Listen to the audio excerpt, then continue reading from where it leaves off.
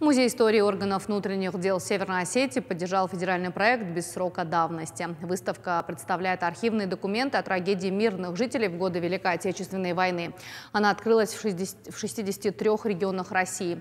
Среди них и наша республика. Выставку представили гостям из Северо-Осетинского госуниверситета, из архивной службы республики и Национальной научной библиотеки. Всего в рамках проекта только на региональном уровне выявлено и систематизировано около 7000 архивных документов. Большой вклад в подготовку проекта внесли и представители поискового отряда МВД по Северной Осетии «Долг и честь».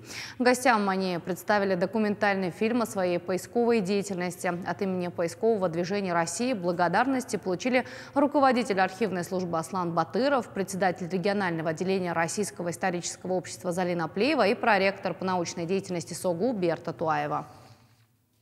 Сегодня мы поприсутствовали на очень значимом для всего советского, российского народа мероприятии.